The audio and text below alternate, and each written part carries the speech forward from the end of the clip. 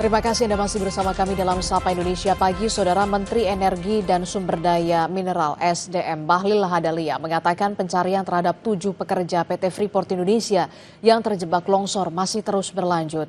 Menurut Bahlil, hingga kini timnya masih berupaya untuk mengevakuasi 7 pekerja yang terjebak longsor. Lumpur yang tebal menjadi kendala dalam upaya penyelamatan terhadap 7 pekerja PT Freeport. Sebelumnya, saudara, terjadi longsor di area tambang bawah tanah Grasberg, Blok Cave, Distrik Tembagapura, Kabupaten Mimika, Papua Tengah pada Senin 8 September yang lalu. Seperti apa Pak sekarang? Freeport, sekarang tim saya, direktur tambang sama direktur inspektur tambang sekarang masih di lokasi Freeport. Dan sampai dengan hari ini laporan belum ditemukan saudara-saudara kita pekerja yang di underground. Dan sekarang seluruh potensi baik manpower, peralatan semua lagi fokus untuk menggali lumpur yang masuk dalam underground. Ya. Kesulitannya apa sih Pak? Ada tantangan nggak? Tantangannya pasti ada, karena itu kan kita menggali lumpur dalam underground. Jadi pasti itu kesulitannya cukup berarti lah.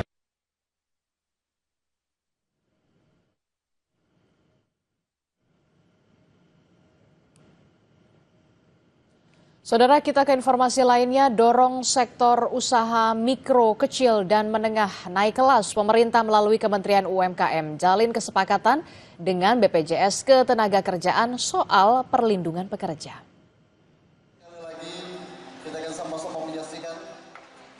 Guna mendorong pertumbuhan UMKM sebagai salah satu sektor yang menjadi penggerak ekonomi nasional, pemerintah bekerja sama dengan BPJS Ketenagakerjaan untuk memberikan perlindungan bagi para pekerja di sektor tersebut.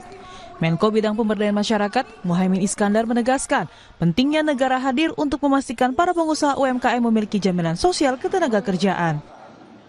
Ini wujud kesungguhan kolaborasi, kesungguhan sinergi antar seluruh stakeholder, khususnya pemerintah dan non-pemerintah, untuk bersama-sama mencari solusi berbagai soal tantangan yang dihadapi UMKM. Karena apa? Karena kita tahu UMKM kita adalah para pemilik masa depan yang selama ini menjadi tulang punggung ekonomi kita.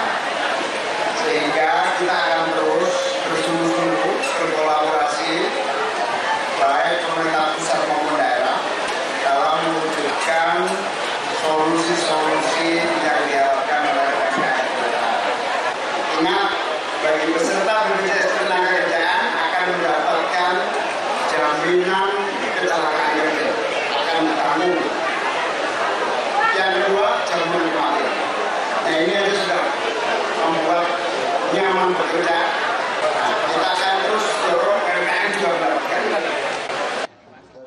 Dalam kesempatan yang sama, Direktur Utama BPJS Ketenagakerjaan Pramudia Iriawan Buntoro menyambut baik langkah strategis Kementerian UMKM dan berharap kolaborasi ini mampu meningkatkan cakupan perlindungan jaminan sosial di sektor UMKM.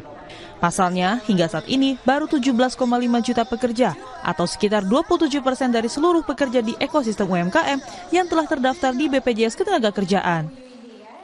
Kami jaminan sosial hadir untuk memberikan rasa nyaman, rasa aman, sehingga produktivitas meningkat, sehingga dengan demikian UMKM akan naik kelas. Dan kami akan selalu dukung program-program pemerintah, termasuk program yang diselenggarakan oleh UMKM ini.